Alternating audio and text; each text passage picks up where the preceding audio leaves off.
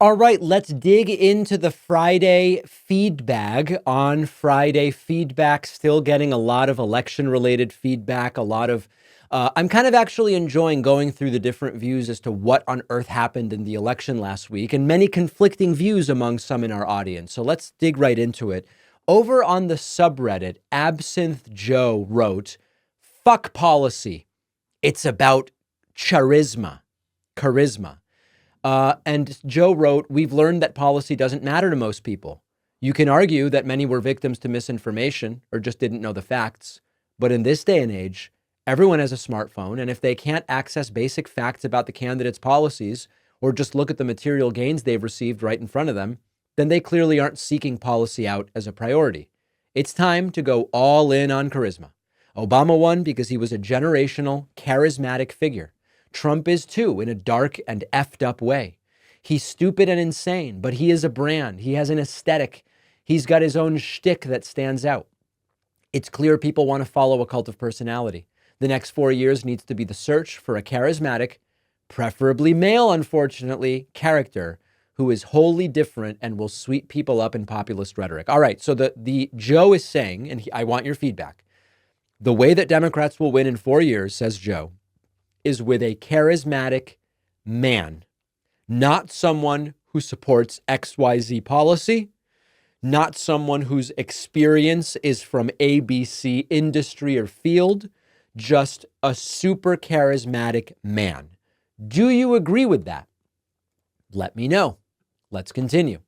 Ian says, "David, I've been following you for 4 years, listen to you every day, and it hurts me to say this, but you were wrong in your analysis. Joe Biden should not have sought re-election 2 years ago." Well, I agree with that. At the very beginning, I said, unless Biden drops out, forcing him out over the summer won't work. But I said from the beginning, my preference would have been that he stick to the one term and we have an open primary. Ian says we needed a true primary. I agree. We needed a change candidate like Bernie at the top of the ticket. I agree on a charismatic change candidate. I have not seen evidence that Bernie would have won last week. I think that may go beyond where the facts point us right now. Ian continues, "The weight of this failure is on the shoulders of the DNC. We clutched our pearls with Joe and then, like sleeps to the slaughter," I guess he meant like sheep to the slaughter, "followed the DNC to Kamala Harris. We need to start going after the institution of the DNC and take it over like the right has with the RNC, or we will continue to lose." Do you agree with Ian more than Joe, or do both Joe and Ian have elements of being correct? Dire Avenger said simply, "So much for Alan Lichtman's keys." Yeah, I mean, listen, you all know, and I know about you from your comments on my 2 interviews with Alan Lichtman, that I was skeptical as to whether his keys could account for the unprecedented nature of this election, number one. And number two, even if we accept his keys, my opinion of who held the keys was different than his. During our interview, I even said to him, here are 2 keys that I think you can really argue are not in Harris's favor. And he would say, no, they are. So listen, I mean, close to the end of his career, this one is not going to bolster those 13 keys. My instinct is we never hear about the keys again. And he revises his assessment of who held each key to kind of like retroactively fit the results to the keys. I wouldn't be surprised to see him do that. Okay, next, Rum Runner says, "I hope you address the concern that this election may spell doom for the American progressive left for at least another generation. Will the Democratic Party shift further to the right, maybe closer to the third way of the 90s? Will the progressive left abandon the party or tune out of politics even more than they have been in recent years? Or will Democrats adopt more progressive populist stances and move further to the left to rebuild the traditional working class base?" I mean, based on the way I phrased it, one can probably tell what I'm hoping they'll do, but I'm concerned and want to hear your thoughts. You know, I'm going to reserve judgment on what they are going to do because we are a little over a week out from this election. And I don't even think that the DNC and Democratic Party have yet even really assessed the reasons for the loss. And until you fully diagnose a problem, I just don't think you can fix it. So there needs to be an assessment done. You're making a lot of sense and a lot of good points, but I think it's going to be a little bit of time before they are actually ready for that. Frosty Arctic says, WTF is wrong with the left right now and the pathetic, petty attitudes. And Frosty says, the left has lost elections before, worse than this. Yet they weren't dead, like so many people are crying about. They went on to win big in 4 to 8 years. Things can change fast in our country. We went from Bush to Obama to Trump to Biden and back to Trump. The pathetic gloom and doom defeatist BS does nothing to solve anything. The whole let's just concede all of our positions to the right doesn't do anything. You hold on to your values. You decide which ones take priority, which ones you might need to add, and you move on just as the left has done before and just as the right has done to win this time. Conservatives were not crying and having a meltdown about how they just can't do it and they're giving up. Donations to their creators and organizations increased. Okay, you get it. You get it. I completely agree with this. First of all, the 26 Senate races, I haven't evaluated in detail yet, but we might be able to take back the House and Senate in 2 years. And if we take back the House and Senate in 2 years, Trump gets nothing done those last 2 years. And it maybe cripples MAGA's possibility for 2028. Secondly, it is absolutely the case that when the right loses, they double down. They say, let's fund our media ecosystem. Let's fund our PAC ecosystem. Let's fund our cultural groups.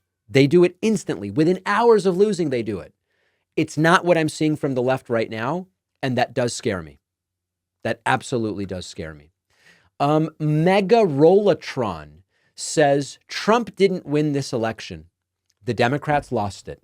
Tepid policy wonkery simply doesn't carry the appeal that populism does. I could go on, but I just think the Dems failed Kamala, women, minorities, LGBTQ+, and young people who chose not to turn out.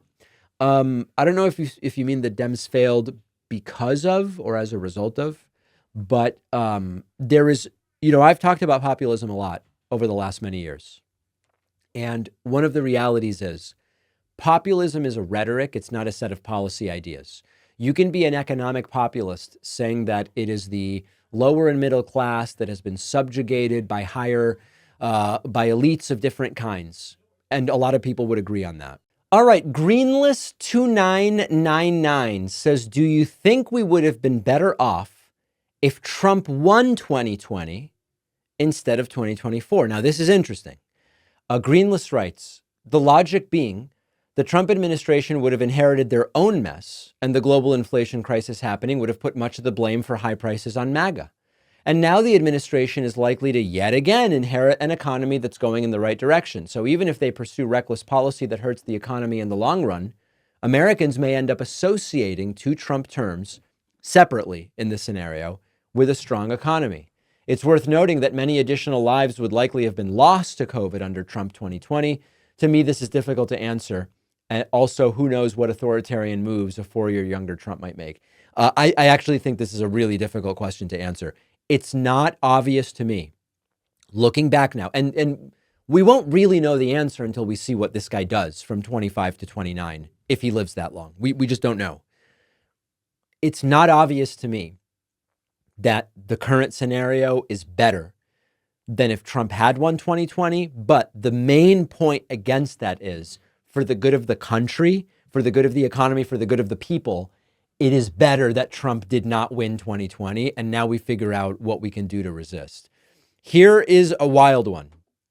Novo Russia, which I don't know how much we read into that username. Novo Russia says Biden 2028. I don't know how popular this opinion is going to be, but if we look at the facts, Biden was pushed out in 2016 so we could run Hillary. We lost.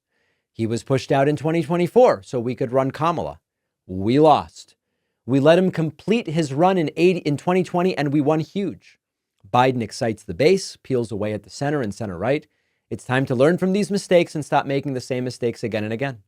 If we as Democrats want a Democratic president in 28, the only move is to run Biden. He still has one term left. It would be foolish as hell to run anyone else. He is the only one who can beat Trump and quell the MAGA movement. Well, listen, Trump is not going to be running in 28. The idea of running 86-year-old Joe Biden in 2028, who would be 87 roughly when he takes office and 91 when he leaves office, does not strike me as a particularly brilliant idea. So I want to hear from you. Sometimes it's time to move on. Biden had a great presidential term, significant accomplishments, excellent economy. I believe it's time to move on from Biden. Biden 2028 scares me. I don't think it's going to happen either, by the way. I don't think there's any possibility. Let me know what you think. Great bonus show today. Don't miss it.